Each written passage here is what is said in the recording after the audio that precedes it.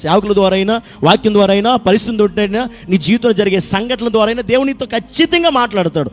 ఎందుకు మాట్లాడతాడంటే ముందు నీ భవిష్యత్తు ఏంటో దేవుడికి తెలుసు గనక, ఎలా ఉంటే ఏం జరిగిద్దో దేవుడు తెలుసు గనక ప్రతి ఒక్కరితో దేవుడు ముందుగానే మాట్లాడతాడని గుర్తుపెట్టుకోండి. ఇప్పుడు కూడా దేవుడు ముందుగా మాట్లాడకుండా చెప్పకుండా నీ జీవితంలో ఏది అనుమతించడో ఈ విషయాన్ని చాలామంది మర్చిపోతారు.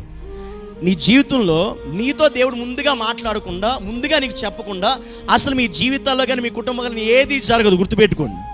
కానీ మనం ఏం చేస్తామంటే మనం చేసే పొరపాటు ఏంటి, దేవుడు చెప్పింది మనం వినిపించుకోం, దేవుడు చెప్పింది మనం అర్థం చేసుకోం, దేవుడు మాట్లాడినట్టుగా మనం అలా నడవం, అలా బ్రతకం, అలా జీవించం, ఆ మార్గాల్లో నిలవం. అందుకే నీ పరిస్థితులు మారినప్పుడు, నీ పరిస్థితులు వ్యతిరేకమైనప్పుడు, నీ పరిస్థితులు వేరే స్థితిలోకి వెళ్ళినప్పుడు ఎందుకు ఇలా జరిగిందా, ఎందుకు ఇలా అయిపోయిందా, ఎందుకు నా పరిస్థితి ఇలా అయింది, ఎందుకు నా స్థితి ఇలా అయింది, ఎందుకు నా పరిస్థితి వచ్చింది అనేది ఎందుకు మీకు అర్థం కాదంటే కారణం ఇదే.